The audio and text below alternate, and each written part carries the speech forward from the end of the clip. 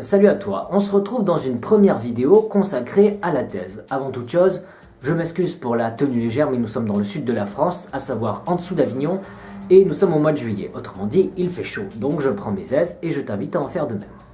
Donc, on va définir dans cette vidéo qu'est-ce que c'est une thèse en droit, et quel est son intérêt, à la fois d'un point de vue objectif, mais aussi d'un point de vue subjectif. Qu'est-ce que c'est une thèse? Tout d'abord, c'est un travail de recherche, dans lequel en fait tu vas devoir identifier une principale problématique juridique qui, selon toi, te paraît nouvelle en fait. Ça peut être au regard d'une évolution scientifique et technologique, par exemple. Il y a un progrès scientifique, un progrès technologique qui, selon toi, a pour conséquence de poser de nouvelles problématiques juridiques.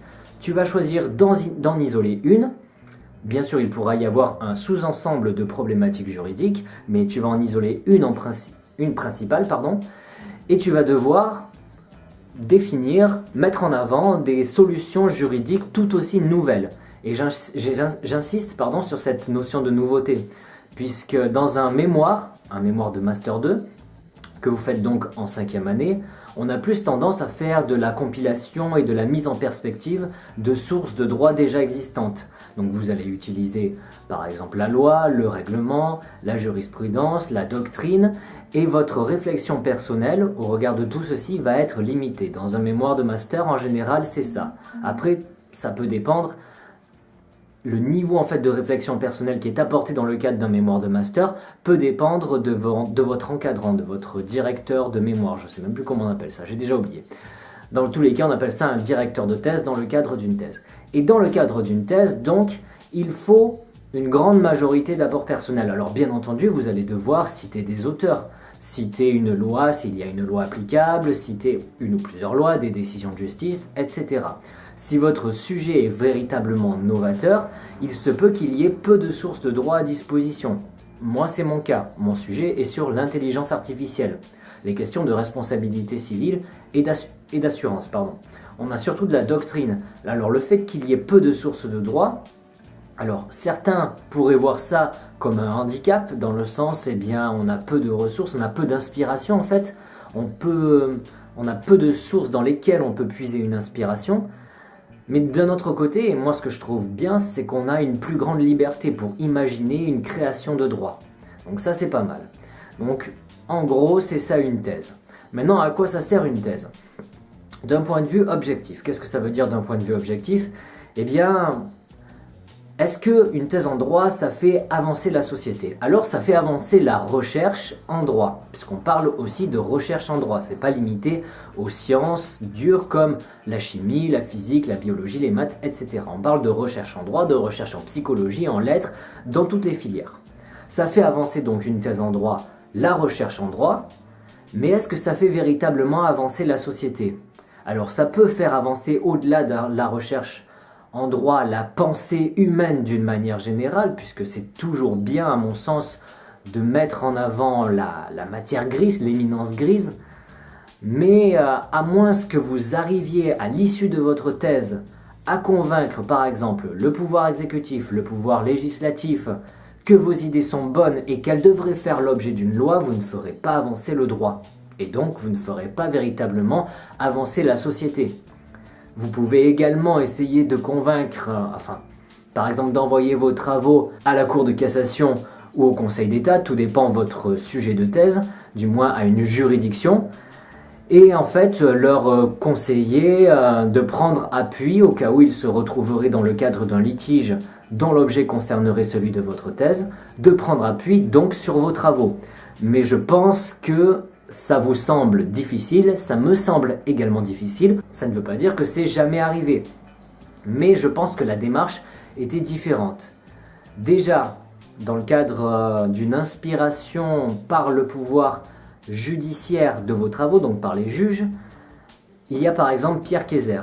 Pierre Kayser avait fait une thèse sur les droits de la personnalité, et il avait défendu notamment dans sa thèse que la simple constatation d'une atteinte à la vie privée et à l'image caractérise l'urgence et ouvre droit à réparation. Ouvre droit à réparation, c'était ça en fait ce qui était nouveau, dans le sens où il disait il n'y a pas besoin qu'il y ait de préjudice, à partir du moment où il y a une atteinte à la vie privée et à l'image, on peut obtenir réparation.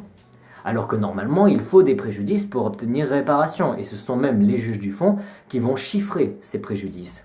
Et il se trouve que quelques années plus tard, une décision de justice, donc de la Cour de cassation, est venue reprendre la formule de Pierre Kayser. Est-ce que la Cour de cassation s'est directement inspirée de la thèse? Est-ce qu'elle a lu la thèse et elle s'est dit « Ah ben tiens, ça colle bien à notre affaire » ou est-ce que le juge en question l'avait lu quelques années auparavant et il s'est dit là « Ah ben tiens, ça colle bien à notre affaire, alors je vais l'appliquer » ou est-ce qu'il l'a appliqué de lui-même sans savoir que Pierre Kayser avait écrit là-dessus? On ne le sait pas, mais ce qui compte, c'est l'antériorité de la thèse. À partir du moment où la thèse est antérieure à la décision de justice, on peut considérer que le chercheur en droit, celui qui a écrit la thèse, avait pris dans un sens quelques années d'avance, dans le cadre de la logique juridique, dans le cadre de la réflexion juridique. Donc d'un point de vue objectif, vous voyez que c'est quand même limité. Moi par exemple, je connais quelqu'un qui a fait une thèse en biologie, donc rien à voir avec le droit, et si vous voulez, il devait lutter contre une bactérie qui contaminait certains fruits, dont les kiwis, je me souviens. Et à l'issue de sa thèse, le but était, bien sûr dans l'absolu, de parvenir à éradiquer la bactérie, mais aussi, ça peut être simplement d'arriver à lutter un peu mieux contre la bactérie. Et concrètement, il y a, vous voyez, un résultat concret en fait.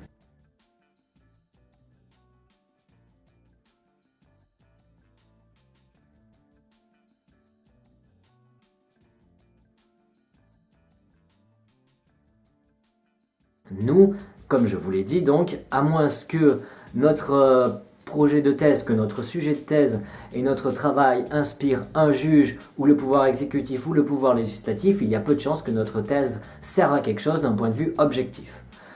Mais c'est pas grave, car d'un point de vue subjectif, ça sert à quelque chose. D'un point de vue subjectif, ça veut dire à quoi ça vous sert à vous. Eh bien, grâce à une thèse, déjà, si vous voulez vous diriger vers l'enseignement, vous êtes obligé d'avoir une thèse. Et pas que une thèse d'ailleurs. Vous devez, alors je sais plus si c'est une condition obligatoire, mais c'est fortement recommandé, avoir une expérience également en tant que chargé de TD. À l'issue de votre thèse, donc en général 3 ans, bien que ça puisse durer plus longtemps, et de vos travaux de chargé de TD, enfin de vos missions de chargé de TD, vous allez essayer de monter un dossier afin de devenir maître de conférence. Il y a très peu de place. Si vous êtes accepté, ça ne veut pas dire que vous devenez maître de conférence de suite. Ça veut dire qu'on vous donne le droit de candidater pour des postes de maître de conférence. Donc on vous dit, bon ok, tu es apte à candidater, ben maintenant tu candidates et tu te débrouilles. Et peut-être que vous ferez face à des échecs. Mais il me semble que si, admettons, l'année N, il y a 17 postes ouverts, eh bien en amont, ils ne reçoivent que 17 candidats. Alors peut-être que vous êtes originaire, admettons du sud de la France, et que vous allez être contraint d'enseigner à Lille, parce que vous ne trouverez que là-bas, mais en principe il y aura toujours un poste à partir du moment où vous êtes, comme on dit, qualifié pour pouvoir candidater.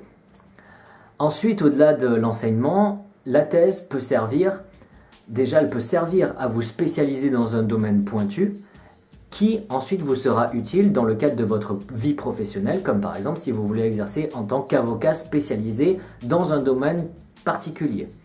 Ça ne vous empêche pas d'essayer de vous spécialiser, même si vous n'avez pas fait de thèse. Si vous avez fait une thèse, vous allez également pouvoir bénéficier de passerelles dans le cadre de l'accès à différents métiers. Vous savez que pour devenir avocat, par exemple, le parcours classique, c'est je fais 4 ans de droit, donc bac plus 4, et à partir de là, j'ai le droit de présenter l'examen d'entrée à l'école d'avocat, ce qui est assez difficile et qui a été réformé il y a peu. Mais avec une thèse validée, vous êtes dispensé de passer cet examen d'entrée et vous rentrez directement à l'école. Vous aurez l'examen de sortie, mais soit il est plus simple, soit les correcteurs sont moins sévères. Mais il y a beaucoup plus d'admis qu'à l'occasion de l'examen d'entrée à l'école d'avocat. Il existe également d'autres passerelles concernant d'autres métiers. Je vous invite à aller les rechercher. Mais quoi qu'il en soit, d'un point de vue subjectif, une thèse en droit pourra véritablement vous servir. Tout dépend de votre projet professionnel. Voilà, tu en as appris un peu plus sur qu'est-ce que c'est une thèse, à quoi ça sert une thèse. Dans une prochaine vidéo, je vous parlerai de comment est-ce qu'on s'inscrit en thèse, comment on définit un sujet de thèse, comment on trouve un directeur de thèse, est-ce que tout le monde peut s'inscrire en thèse. Dans une autre vidéo encore, je vous parlerai du financement de thèse, comment on obtient un financement de thèse, quelles sources de financement il existe, Et encore dans une autre vidéo, je vous parlerai plus ou moins de mon parcours à partir de l'inscription jusqu'à maintenant, sachant qu'il me reste, pour vous donner une idée, 2 ans de contrat. Donc si tout se passe bien, je terminerai ma thèse à la fin septembre 2019. Si vous avez des questions, des remarques, des commentaires, laissez-les dans les espaces prévus à cet effet. Vous pouvez également m'ajouter sur Snap, par exemple, pour me suggérer des thèmes de vidéos, des questions, me faire part de vos questions, de vos questionnements divers. En attendant, je vous souhaite bonne fin de journée et à la prochaine.